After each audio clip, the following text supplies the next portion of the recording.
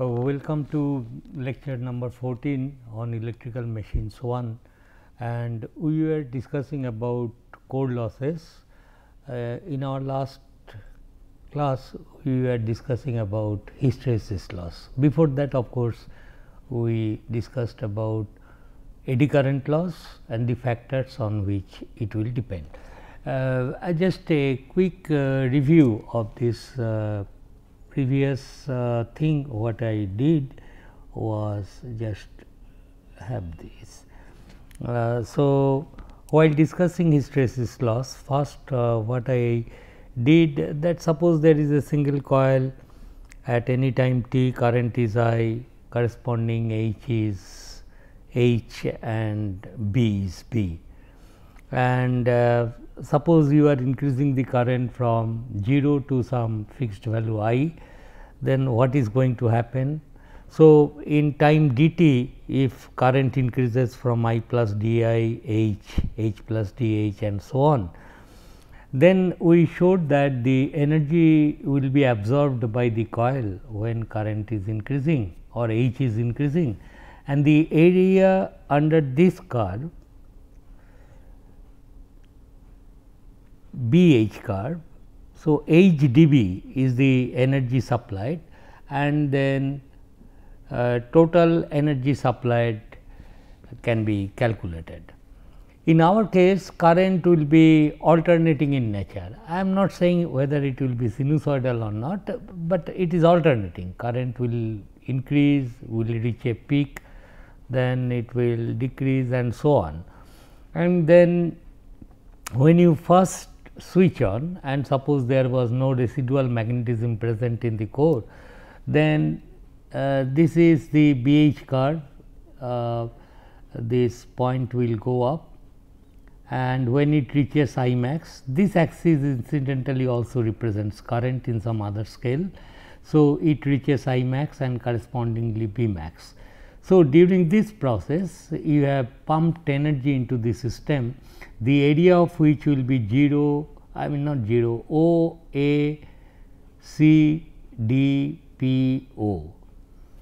And when you decrease the current, that is between pi by 2 to pi, current decreases, but still remains positive, and but di dt is negative, d phi dt. So, induced voltage polarity reverses, current direction still remains like this because it is positive current, and then certainly this coil now delivers energy back to the source. And how much energy is delivered? Once again integral H dB, but then the BH curve is like this one, and this area will be this one. Therefore, the difference of this area represents the energy absorbed by the coil.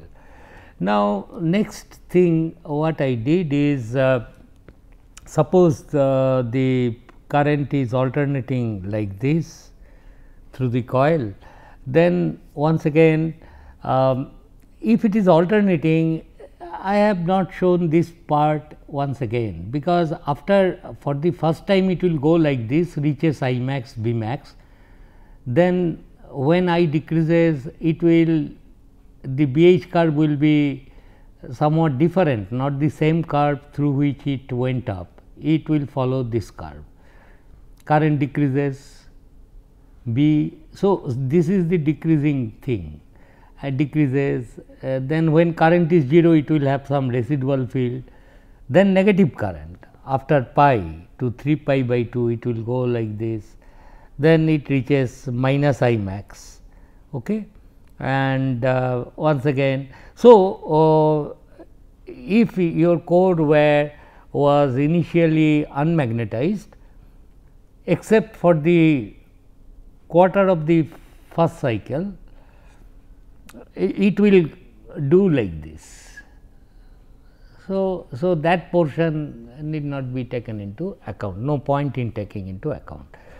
And then we were discussing, I was telling that I will show you that the energy absorbed by the coil when current makes a full cycle of variation from 0 to I max to minus I max to back to 0, the area enclosed by the BH curve will represent hysteresis loss per unit volume. That is what we will be doing.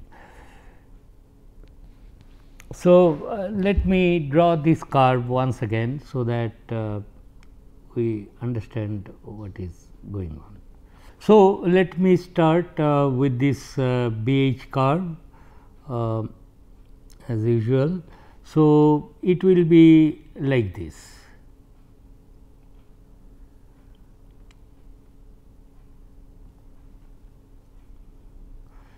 Suppose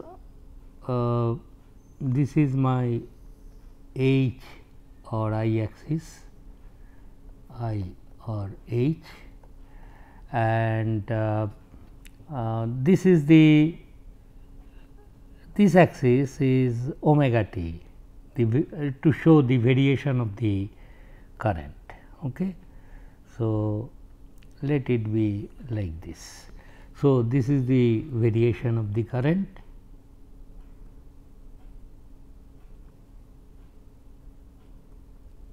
So, here I am just like this. So, your BH curve, it will be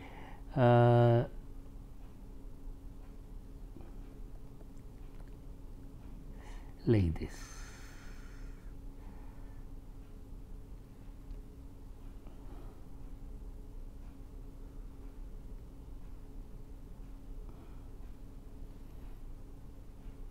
It will be like this. So, this is B max here, and this level is minus B max. Okay. So, this is when the dIdt is positive, current is increasing, I have to use this. When dIdt is negative, I have to use this part of the BH curve. This axis is B, this axis is H or I. Okay. So, when for example, when the current is 0 and increasing in this zone, say this is pi by 2, I and H is increasing. So, I equal to 0. So, this is the point. When I equal to 0, and it will start from this negative residual field. You just forgive me, these two are equal. Okay. And it increases like this. So, during this process, the coil voltage will be just like this. Applied voltage is positive, negative, and why the induced voltage will be positive? Because d phi dt is positive and current is also positive. So, energy will be absorbed. This is between 0 to omega t to pi by 2. And what will be the energy absorbed by the coil? Energy absorbed by the coil then will be the area under this curve, that is, if I hatch it, it will be like this.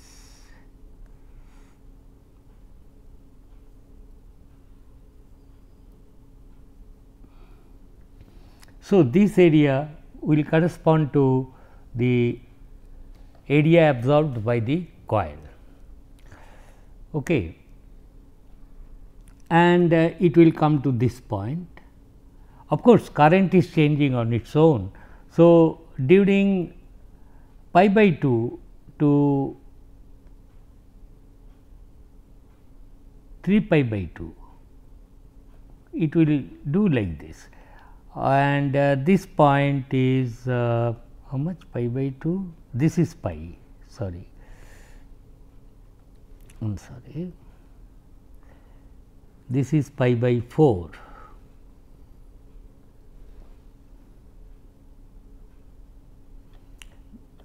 This is pi by 2 and sorry, this is pi by 2 and this is pi, and this is 3 pi by 2. So, between 0 to pi by 2 current was increasing, and then from pi by 2 this point will be reached when I have come here, is not, I have reached this point. So, 0 to omega 2 to pi by 2 it is like this. Then what happens between pi by 2 and pi, that is, this is the coil, and then the induced voltage, as you see, B decreases through in this path I am there, dB dt is negative. So, induced voltage will be plus minus, and current of course still remains positive, means this is the direction of the positive current. So, this delivers energy. So, pi by 2 omega t 2 pi returns back energy to supply.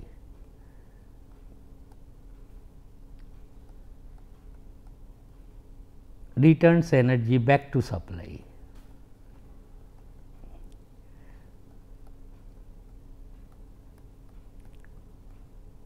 Is not?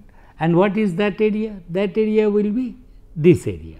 That is why during this point at the end of pi, it has absorbed so much energy. This minus this we discussed last time. Similarly, if between pi and 2 pi, if you consider, it will absorb energy, that is okay, let me draw this. So, this is the first positive current cycle, half cycle. Then the negative thing will be, then say between pi omega t and 3 pi by 2. During this portion of this one, current is negative, means current is actually entering through this and coming out from this. This is the negative current.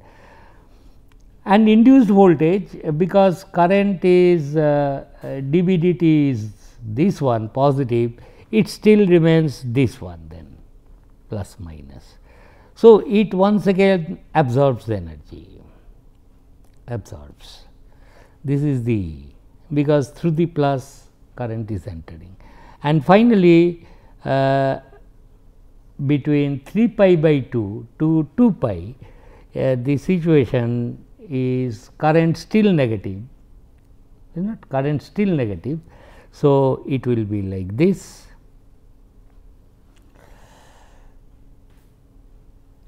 But di dt is opposite. So, it will become like this. So, it will returns back supply.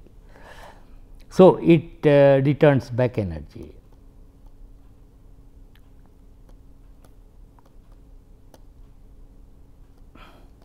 So, effectively when current makes a complete full cycle, so that the area corresponding to that will be this.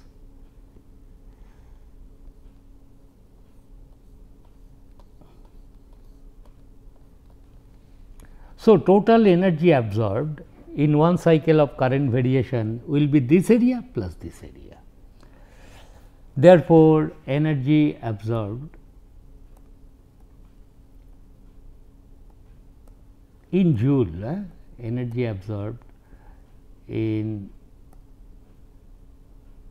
one cycle is equal to area enclosed by the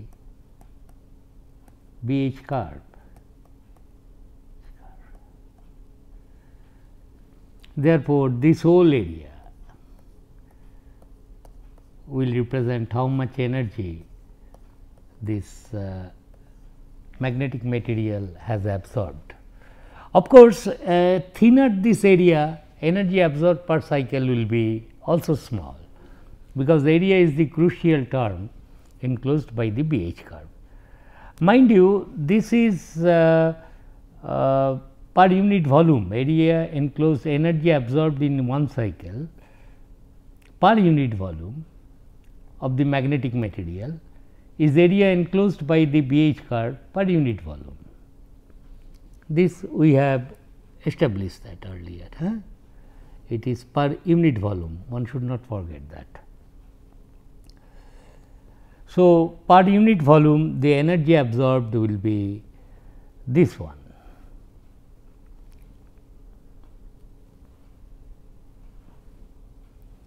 Therefore, to reduce the hysteresis loss, I must say that the area enclosed by the BH curve should be as small as possible. That is, for example, if somebody uses a material like this, or instead of that, if somebody uses a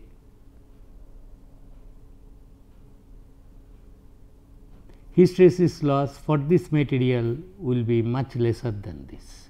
That is the idea. Make the choose the magnetic material in such a way that the area enclosed by its BH curve is as small as possible. This is H, this is P, this is H, this is P.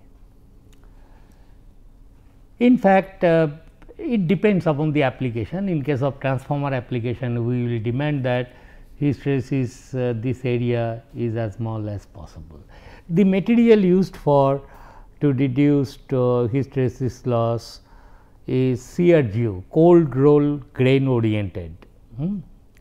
Cold roll, commercial name cold rolled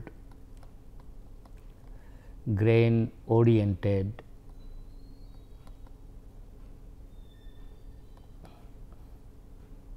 grain oriented silicon steel. Silicon steel.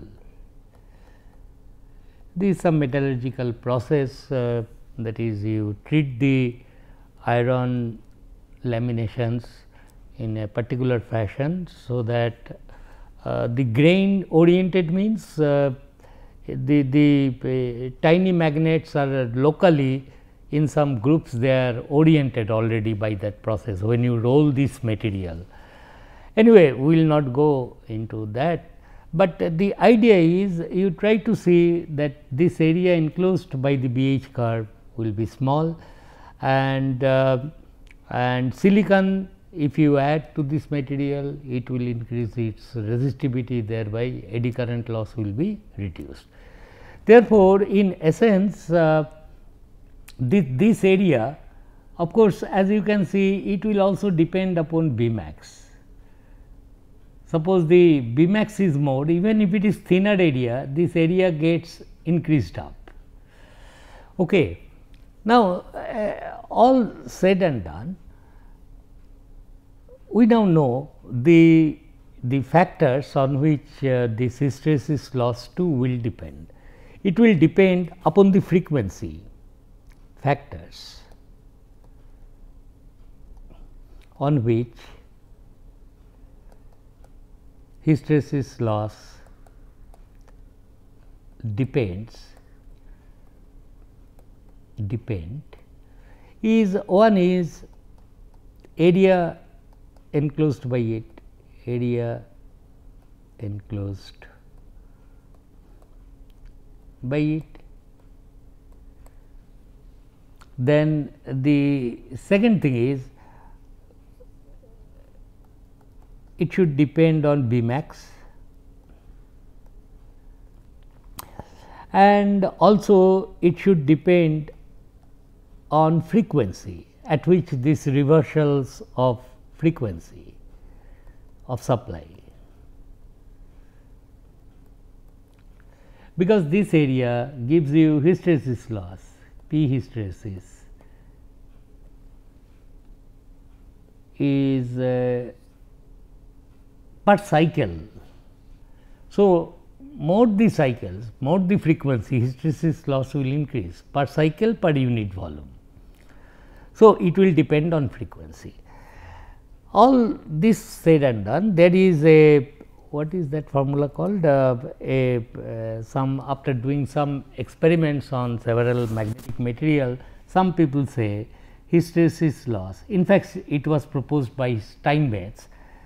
a formula for which there is no derivation. Okay. What this? Empirical formula, and it is this some empirical formula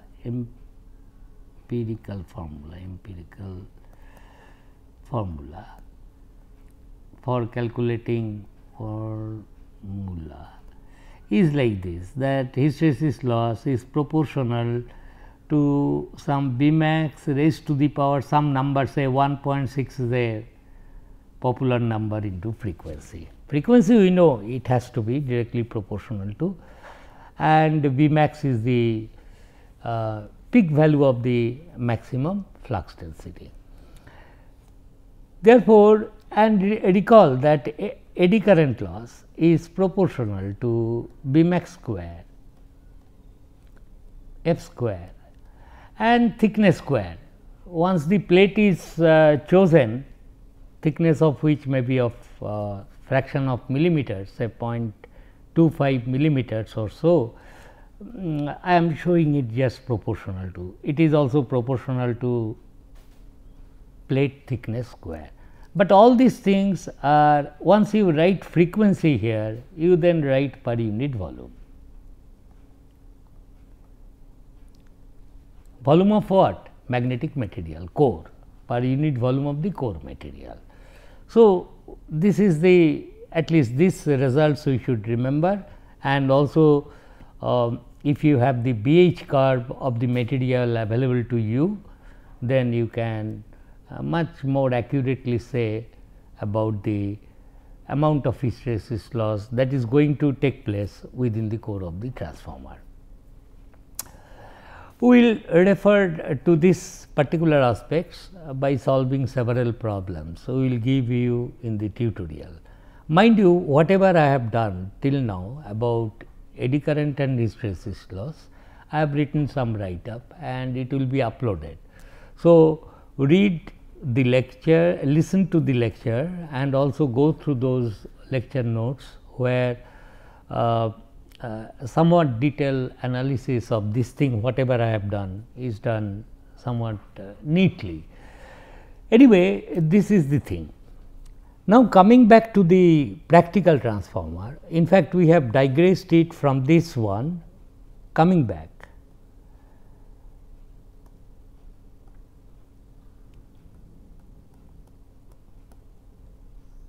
To equivalent circuit of a practical transformer. Circuit of a practical transformer.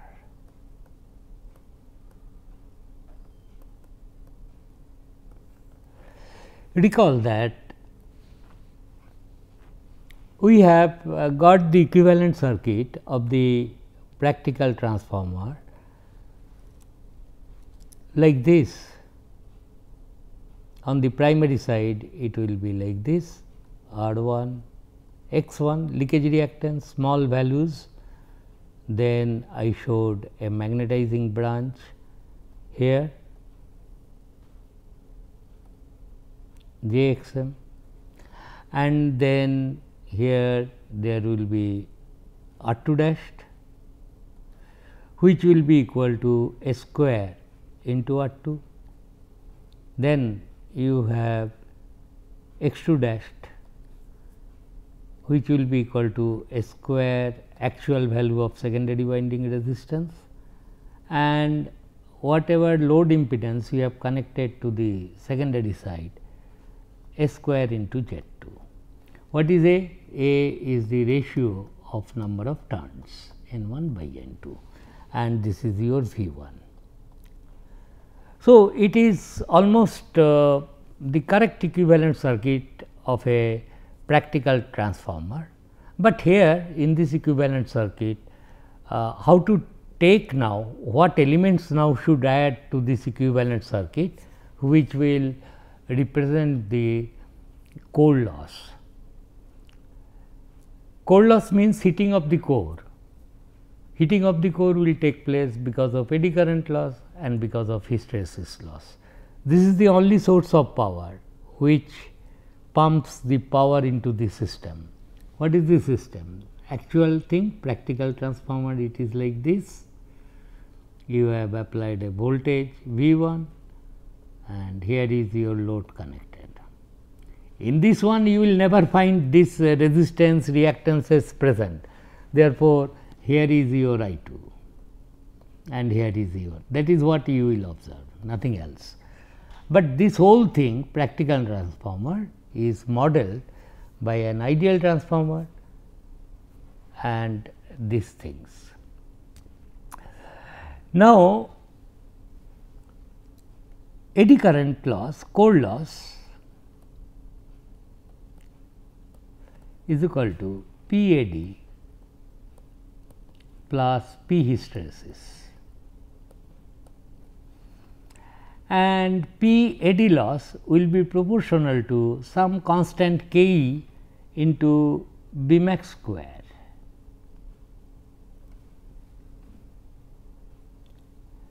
F being constant,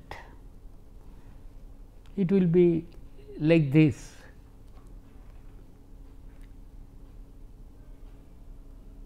Or F square I will write plus some constant here into area of the loop. Instead of writing that, it is proportional to, I will say, B max maybe raised to the power 1.6 into F. It is one on the more exact result loop area, but okay, this is like this. F being constant, therefore, the hysteresis and eddy current loss depends upon B max, and B max, value of B max we have seen, B max practically remains same.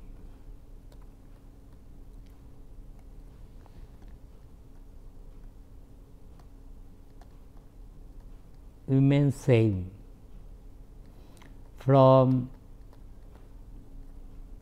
no load, sorry,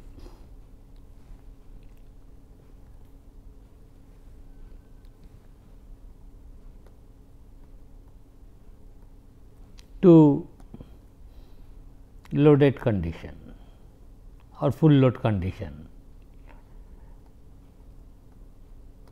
Why? Because you recall this current is I 2 dashed, this current is I m magnetizing current, and this current is I 1. The voltage which will come between these 2 points, that decides the magnetizing current, hence the flux or B max. B max is after all phi max by cross sectional area of the core. Therefore, this voltage will change strictly when no load is connected. Suppose there was no load, so A square Z2 is infinity, here it will be open circuit, then the current drawn will be pretty small. So, this voltage will be this one, but when it is loaded, this current will increase no doubt, but these parameters are small. The drop which will take place here, the voltage across this magnetizing branch X m will definitely not be equal to V 1, but it will only marginally change. So, what I am just trying to tell is that phi max we have seen is equal to, it should be strictly this one, E 1 by 4.44 F n 1. But what I am telling, you just approximate this to V 1 by 4.44 F into n 1. So, a little variation of B max will take place from no load to full load, but otherwise it will be there. But anyway, this then the thing is, this loss which depends on Bmax, which practically remains same, should be shown by a resistance connected across Xm. That is what I am telling. This is R core, which will take care of the core loss. And it certainly should not be in series, because it depends on Bmax, and Bmax is decided by this voltage by this impedance is Im, that decides Bmax. Therefore, core loss resistance, which will represent core loss, must be shown connected in parallel with Xm. Okay, we will continue with this, and this is the complete exact equivalent circuit of a single phase transformer referred to the primary. We will continue with this. Thank you.